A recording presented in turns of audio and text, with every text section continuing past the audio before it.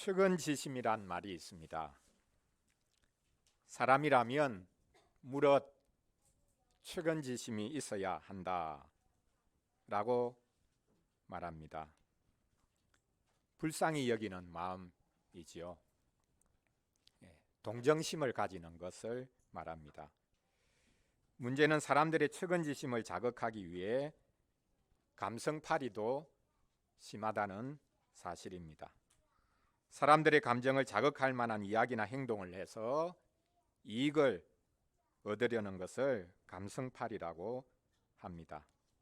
우리가 이런 일을 종종 겪다 보면 어려움을 호소하는 이들에 대해서 무심하게 대합니다. 이제 우리는 웬만한 일로는 불쌍하다는 생각도 또한 눈물을 지우는 일도 없습니다. 그런데 기독교인들은 마음이 수시로 흔들려야 하지 않겠습니까? 기독교인이라면 눈물 지을 수 있어야 하지 않겠습니까? 불쌍히 여기는 마음이 없는 것, 눈물이 없는 것이야말로 가장 심각한 문제라고 해야 할 것입니다. 하나님께서 우리를 불쌍히 여겨주셨는데 왜 우리는 불쌍히 여기는 마음이 없습니까? 그렇다면 이 사순절에 우리는 예수님이 당한 일도 불쌍하다라고 생각해야 할까요?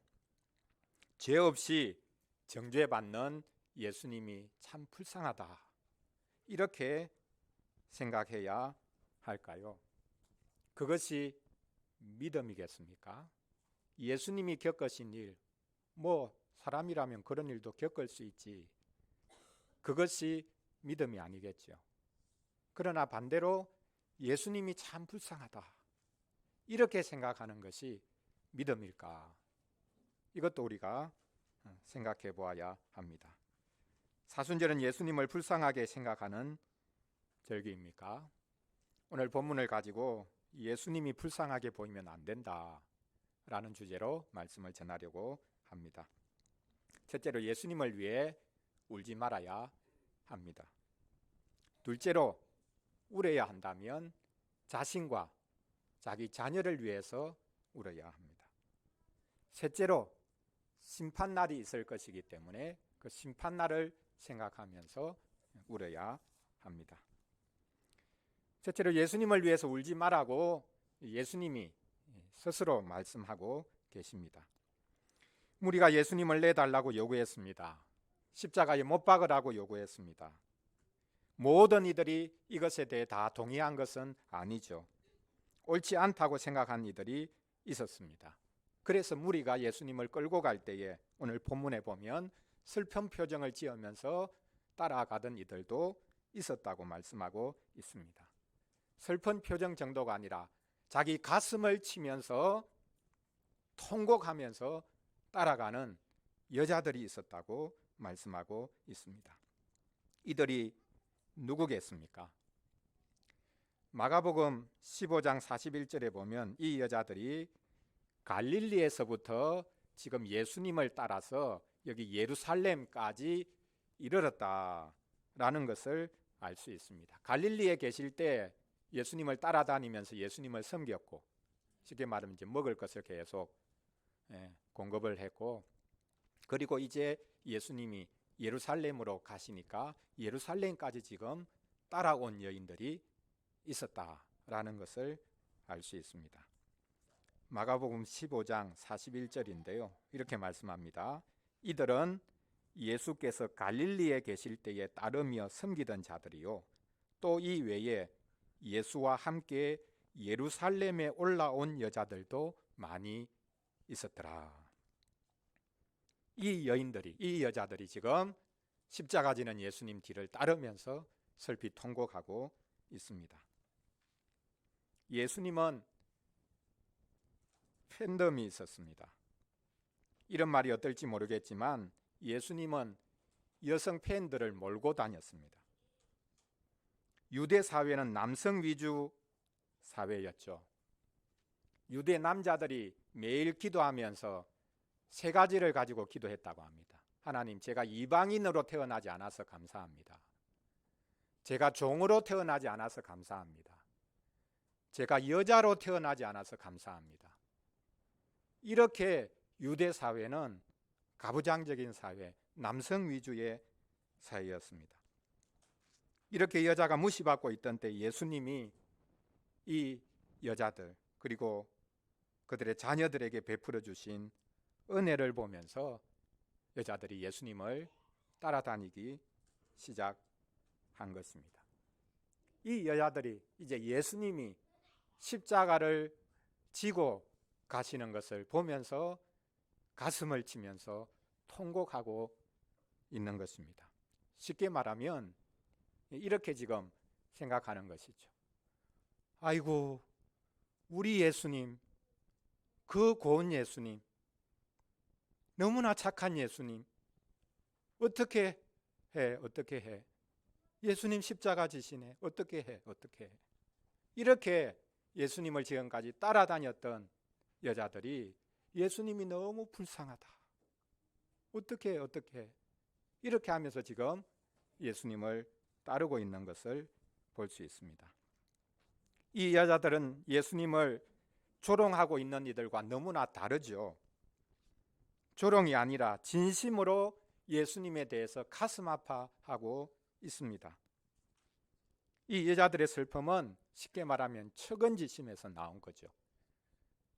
불쌍하다.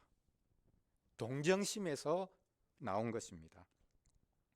사실 이 여자들은 예수님이 지시는 십자가가 무엇인지를 모르고 있습니다. 예수님이 단지 불쌍하게 보여서 가슴을 치고 또 눈물도 흘리고 있습니다. 예수님이 지시는 십자가가 무엇을 위한 것인지 모르기 때문에 동정심으로 슬퍼하고 있는 것입니다.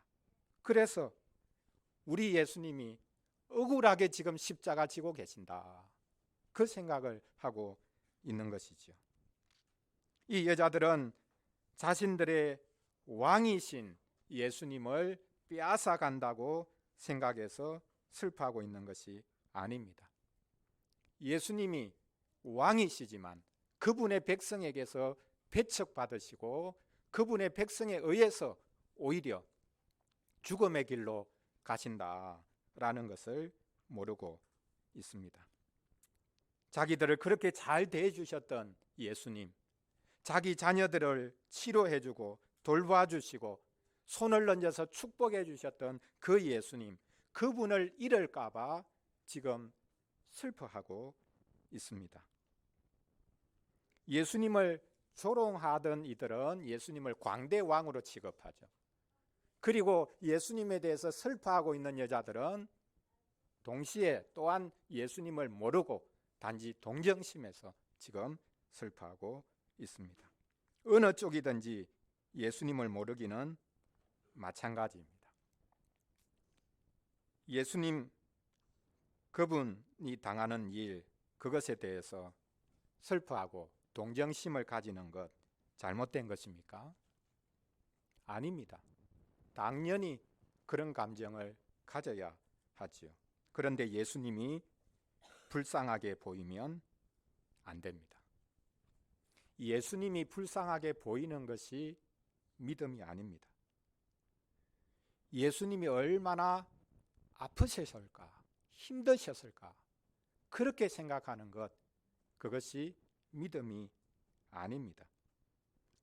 예수님은 불쌍한 분이 아니라 오히려 불쌍한, 하나님을 대적하고 거스린 우리를 위해서 그분은 십자가를 지고 계십니다. 불쌍한 것은 오히려 우리지요. 십자가 지는 예수님이 불쌍한 것이 아니라 그분을 대적하고 오히려 그분을 십자가 지도록 소리친 이들이 정말 한없이 불쌍한 것이죠. 자신들이 하고 있는 것이 무엇인지를 모르고 있습니다. 그래서 예수님은 나를 불쌍하게 생각하지 마라, 나를 위해서 울지 마라, 이렇게 지금 말씀하고 계시는 것입니다. 그러면서 동시에 만약 울어야 한다면 누구를 위해서 울라고 합니까? 너희를 위해서 울어라. 나를 위해서 울지 말고 너희 자신을 위해서 울어라. 너희와 너희 자녀를 위해서 울라라고 말씀하고 계십니다. 예루살렘의 딸들아, 나를 위하여 울지 말고 너희와 너희 자녀를 위하여 울라. 가슴을 치고 통곡하면서 예수님을 따르고 있는 이 여자들을 예수님께서는 예루살렘의 딸들이라고 말씀하고 있습니다.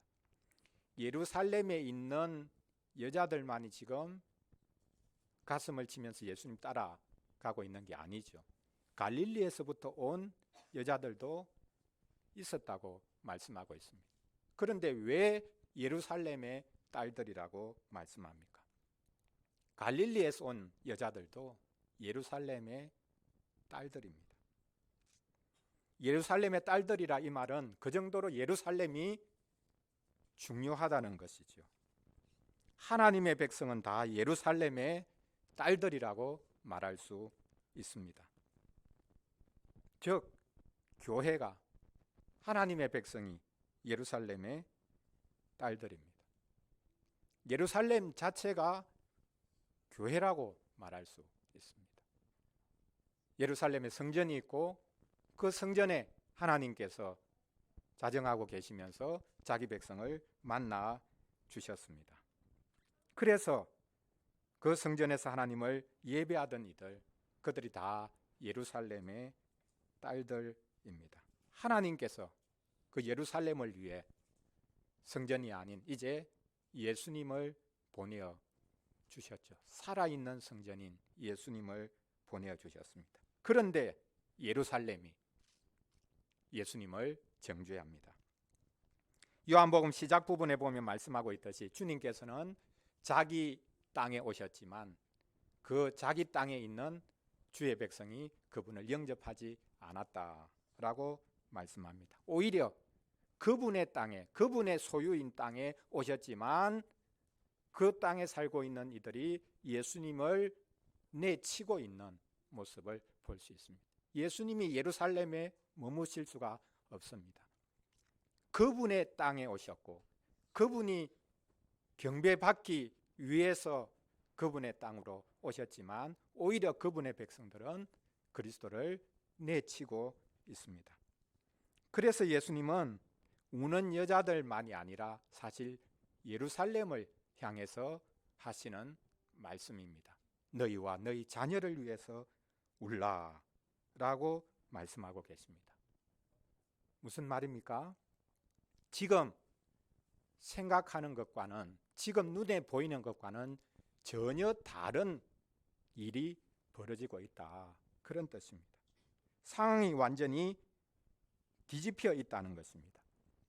정죄받아 죽어야 할 이들이 오히려 예수는 죽어야 돼, 죽어야 돼, 그렇게 소리치고 있습니다. 집요하게 물고 늘어져서 결국은 그분을 죽음의 길로 가게 합니다. 정작 정죄받아서 죽어야 할 이들이 예수님을 향해서, 죄가 없는 그분을 향해서 빌라도가 이 사람은 죽을 죄가 없다 이렇게 말했음에도 불구하고 그 예수님을 죽여달라고 소리쳤습니다. 얼마나 상황이 뒤집혀진 상황입니까? 죽어야 될 존재는 죽지 않고 생명의 주인이신 그분이 오히려 이제는 죽음의 길을 향해서 가고 계시는 것입니다. 그래서 나를 위해서 울지 말고 너희와 너희 자녀를 위해서 울어라 라는 것은 너희들이 지금 보고 있는 것, 이것과는 전혀 정반대인 상황이 오히려 펼쳐져 있다라는 것을 예수님이 보이고 계십니다. 예수님이 잘못되는 것이 아니라 예수님을 십자가에 못 박는 이들이 잘못되어 있습니다. 예수님은 그 죄로 인해 그 영광스러운 도시, 시편이 종종 노래했던 그 영광스러운 성읍 예루살렘이 멸망당할 것을 내다보고 계시는 것입니다. 아무리 영광스럽고 화려해도 그리스도를 버리면 하나님의 정죄를 피할 수가 없습니다. 지금 정반대 상황이 펼쳐져 있다라는 것, 그것을 예수님이 조금 더 극적으로 표현을 하고 계시는데요. 29절을 보십시오. 보라, 날이 이르면 사람이 말하기를 잉태하지 못하는 이와 해산하지 못한 배와 먹이지 못한 젖이 복이 있다 하리라. 예수님이 하신 이 말씀이야말로 지금 완전히 뒤집힌 상황을 보여주고 있는 것이죠. 자, 유대인들, 하나님의 백성들에게 있어서는 이 자녀 출산이 무엇보다 중요합니다. 그래서 여인이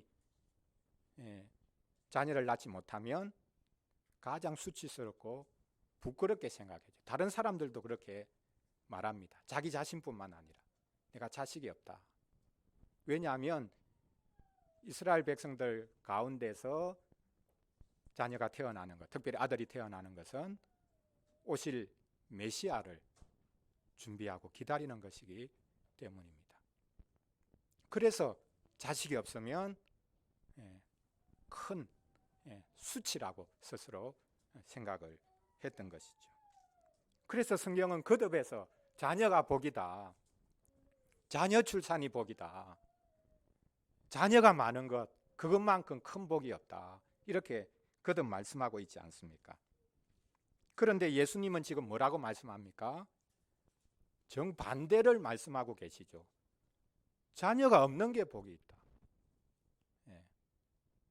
자녀를 한 번도 잉태하지 못한 여인이 복이 있고, 그런 배, 자녀 출산을 위한 배인데 자녀를 출산하지 못한 배, 한 번도 아이를 낳아보지 않은 부인, 자녀를 거느리지 못하는 부모가 오히려 복이 있다, 이렇게 말씀하고 계십니다.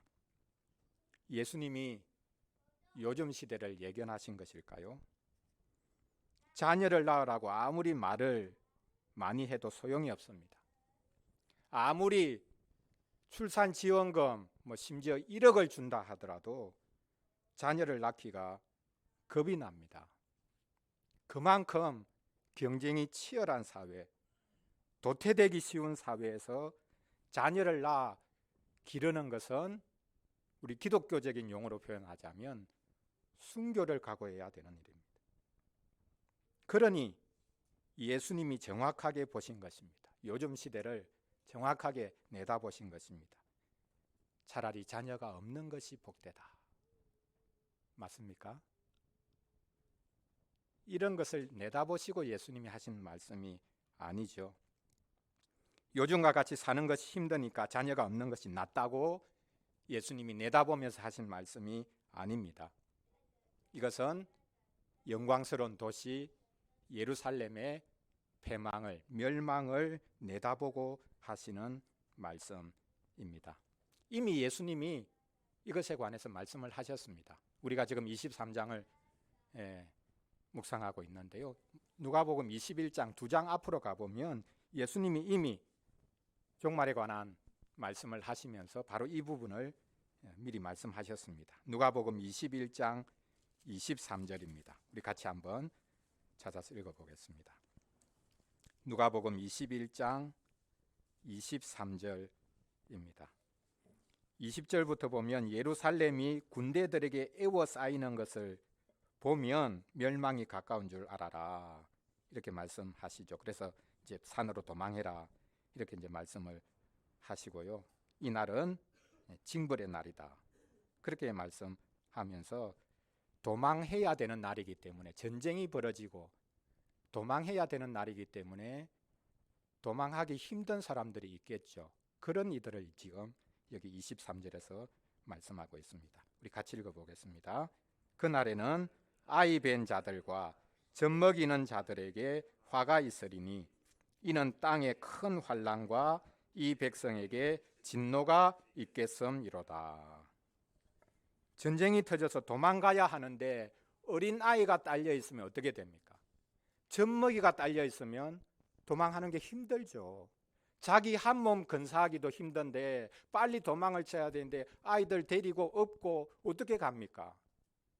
그러니까 지금 예수님이 하신 말씀은 심판을 말씀하고 계시는 거지. 심판의 날이 올 것인데, 예루살렘이 멸망하는 날이 올 것인데, 그때 차라리 아이가 없는 것이 도망치기 훨씬 편하지 않겠는가, 이렇게 말씀하고 계시는 것입니다.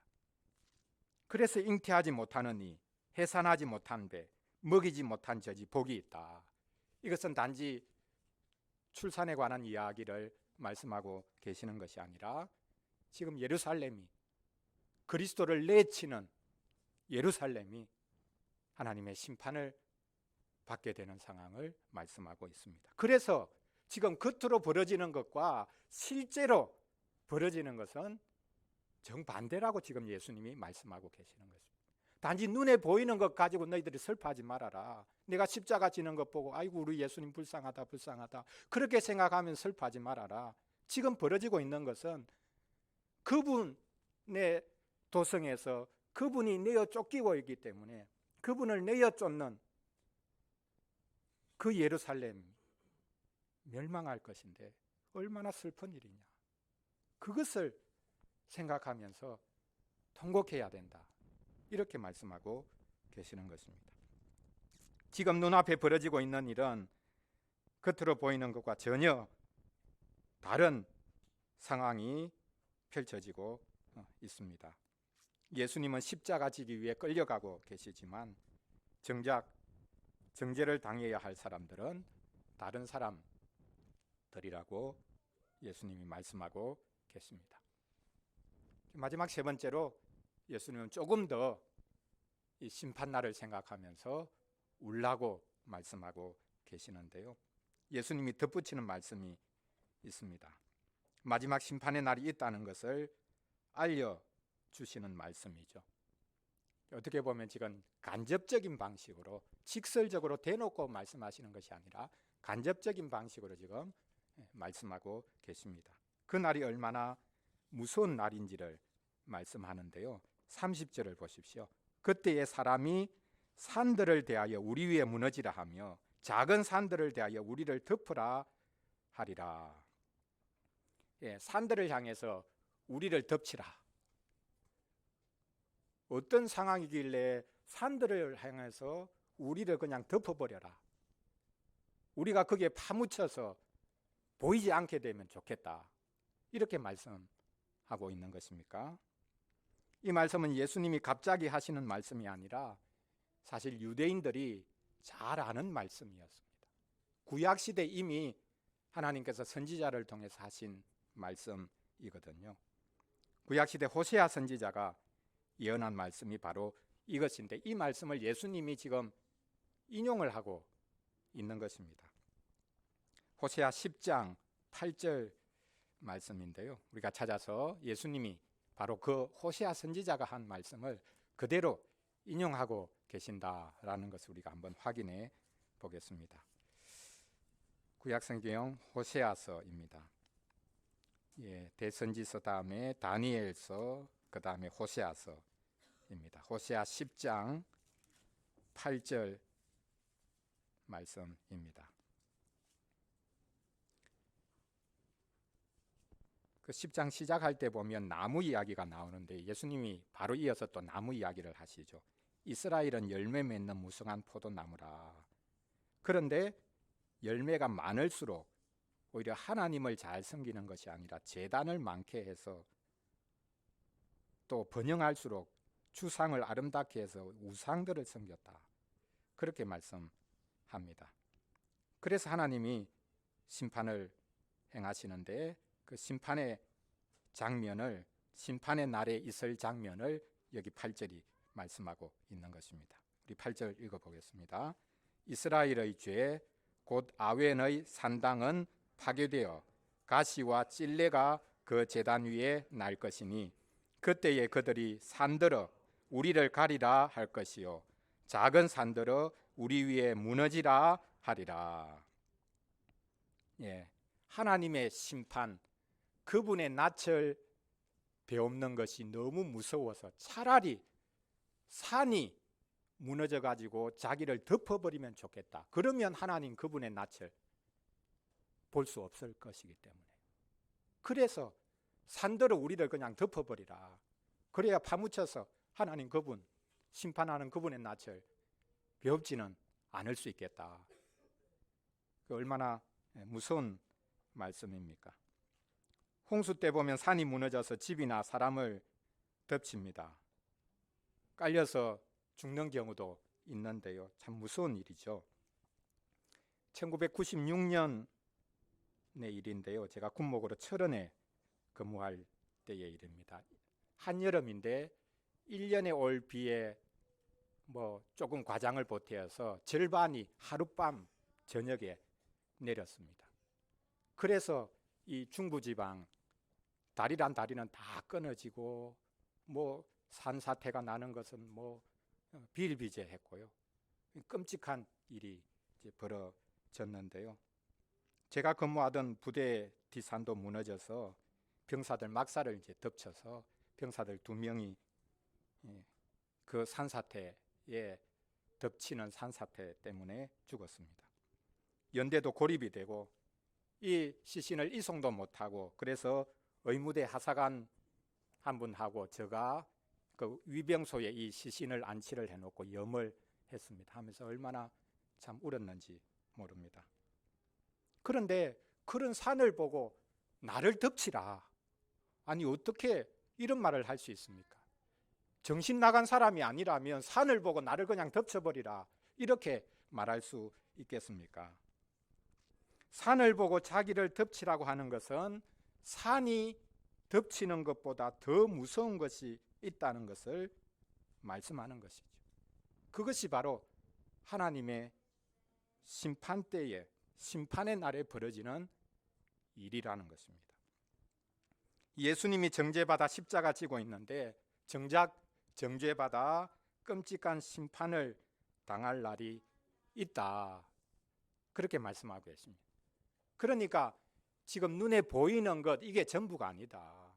오히려 실제 상황은 정반대다, 이렇게 지금 예수님이 말씀하고 계시는 것이죠.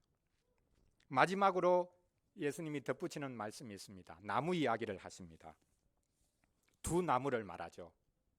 하나는 어떤 나무입니까? 푸른 나무입니다. 하나는요, 마른 나무입니다. 푸른 나무에도 이같이 하거든 마른 나무에는 어떻게 되리요? 이렇게 말씀하고 계십니다. 뚱딴지 같은 말씀일 수 있습니다. 산이 덮치는 이야기를 하다가 산에 나무가 있으니까 나무 이야기로 자연스럽게 갔는가, 이렇게 생각할 수 있는데 심판 이야기를 하다가 나무 이야기는 왜 갑자기 나왔지? 이렇게 우리가 생각할 수 있는데요. 자, 지금 예수님은 내가 누구고 너희들은 누군가, 이렇게 이제 묻고 계시는 것입니다. 누가 푸른 나무고 누가 마른 나무인가? 하나님의 심판이 있을 때 누가 푸른 나무고 누가 마른 나무인가? 똑같이 심판을 받는다, 이렇게 만약 생각을 할 수도 있을 텐데요.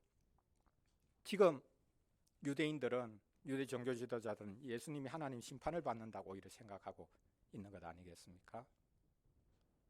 그럼 누가 푸른 나무입니까?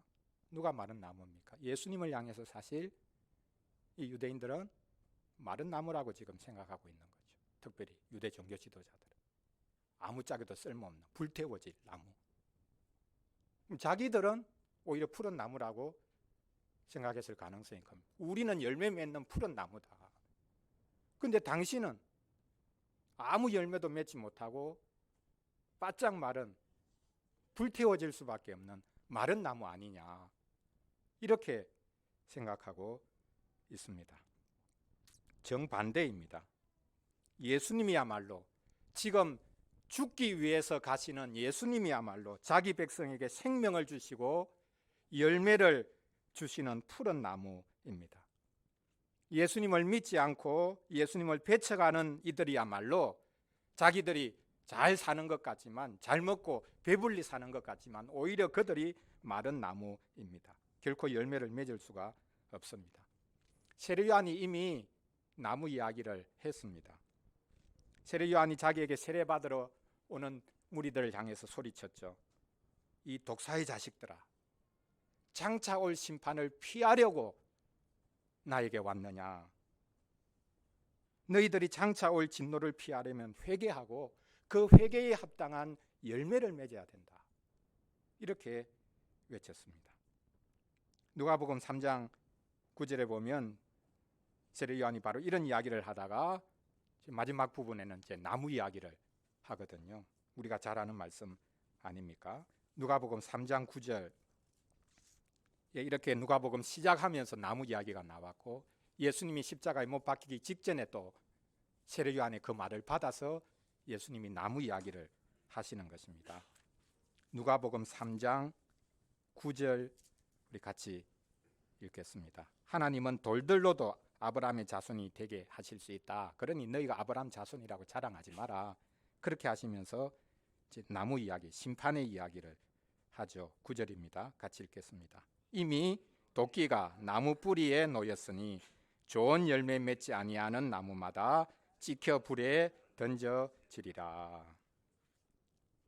열매 맺지 않는 나무는 찍혀서 불에 던져진다, 불태워진다 라고 말씀하고 있습니다. 그래서 세례 요한이 자기 앞에 나와서 그냥 세례만 받겠다고 하는 그런 이들에게 너희가 회개해야 된다, 회개에 합당한 열매를 맺어야 된다, 그래야 하나님의 심판을 피할 수 있는 것이지 그냥 세례떡 받는다고 하나님의 심판 피할 수 있는 것이 아니다 라고 말씀합니다. 우리는 마른 나무입니다. 열매 맺는 푸른 나무가 아니죠. 우리는 본질적으로 마른 나무입니다. 아무런 열매도 맺을 수 없는 나무입니다. 그런데 그리스도께 붙어 있기만 하면 생명이 있는 나무, 그래서 열매 맺는 나무가 될 수 있습니다.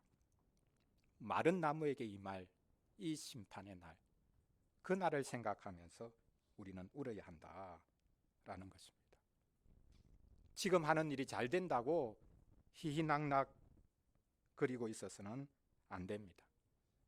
내 편이 점점 많아진다, 그래서 어느 누구도 나를 건드릴 수 없다, 그렇게 해서 좋아할 일이 결코 아닙니다. 과연 우리가 마른 나무인지 푸른 나무인지, 그리스도께서 예수님이 포도나무 비유하신 것 우리가 알고 있지 않습니까? 주님 자신이 포도나무라고 하셨고, 가지가 열매를 맺으려면 어떻게 해야 된다고요? 나에게 붙어 있으라. 포도나무 가지가 포도나무 줄기에 붙어 있기만 하면 열매 맺는다. 그래서 나에게 붙어 있는 사람은 다 열매 맺게 되어 있다, 이렇게 말씀을 하시지 않았습니까? 심판의 날에 열매 맺지 않는 마른 나무는 다 불태워집니다. 그래서 그날을 생각하고 오히려 울고 회개하고 돌이켜야 된다, 이렇게 말씀하고 계시는 것입니다. 사랑하는 성도 여러분, 예수님은 누구보다 가장 큰 고통을 겪으셨습니다. 육체적인 고통만이 아닙니다. 우리 때문에 하나님에게마저 버림받는 고통을 당하셨습니다. 그래서 지금 사람들이 조롱하고 있습니다. 슬퍼하고 있는 여인들도 예수님을 모르기는 마찬가지입니다. 저 마른 나무다, 바짝 마른 나무다, 불태워질 수밖에 없다. 그래서 나무에 매달으라고 소리를 친 것이죠. 우리 때문에 하나님에게마저 버림받으시는 고통을 당하셨습니다. 그럼에도 불구하고 예수님은 하나님을 신뢰하면서 끝까지 십자가를 지셨습니다. 그러므로 우리가 예수님을 불쌍하게 생각하면 안 됩니다. 사순절은 십자가 지시는 예수님을 불쌍하게 생각하는 절기가 아닙니다. 십자가 지는 예수님이 너무 고통스러웠을 것이라고 생각하면서 눈물 짓는 것이 믿음이 아닙니다. 예수님이 말씀하셨듯이 우리는 우리와 우리 자녀들을 위해서 얼마나 울어야 하는지 모릅니다. 사실 우리가 울어도 소용없습니다. 내가 한 것이 아니라 예수님이 한 것이 중요하기 때문입니다. 예수님이 하신 일만이 나의 구원이 될 수 있기 때문입니다. 예수님이 친히 말씀하셨죠. 하나님의 일이 뭐냐? 하나님이 보내신 분을 믿는 게 하나님의 일이다. 내가 하고 싶은 것, 내 욕망을 위해서 일하는 것, 그것이 하나님의 일이 아니라 하나님이 보내신 분을 믿고 받아들이고 그분을 의지하면서 사는 것이 하나님의 일이다. 그것이 가장 위대한 하나님의 일이다 라고 말씀하고 있습니다. 하나님이 보내신 예수 그리스도를 믿으면 푸른 나무가 됩니다. 예수님이 우리의 모든 죄와 허물을 짊어지시고 십자가 지신 것을 믿으면 열매 맺는 나무가 될 수 있습니다. 내 힘으로, 내 수완으로 문제를 돌파하려고 하고 심지어 우리 사회를 위해서 내가 십자가 한번 져보겠다라고 하는 것, 그것은 오히려 마른 나무라는 것을 보여주는 것입니다. 생생하게 푸른 나무, 열매 맺는 푸른 나무는 예수님을, 십자가 지는 예수님을, 그분이 지신 십자가가 내가 하나님으로부터 받아야 할 모든 진노와 저주를 친히 담당하신 십자가다라는 것을 믿는 것, 그것으로부터 시작됩니다. 나의 힘, 나의 수완, 나의 지혜를 내려놓고 예수님을 신뢰하고 의지하는 것, 이것만이 우리가 살아날 수 있는 길이다 라는 것을 알아야 하겠습니다. 기도하겠습니다.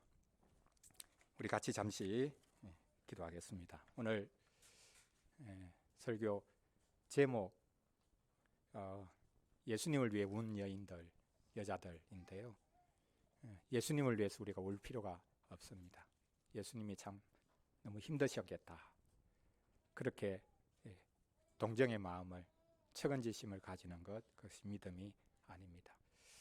우리가 오늘 말씀처럼 우리와 우리 자녀를 위해서 우리가 얼마나 울어야 할지, 마지막 심판날에 그리스도가 우리를 맞아주실 것인데 그분을 기쁨으로 맞이할 수 있도록, 다른 것 가지고 우리가 주님 앞에 설 수가 없습니다. 주님이 나를 안다고 하시는 것, 너가 나를 믿어서 내가 너를 안다, 이렇게 말씀하시지 않겠습니까?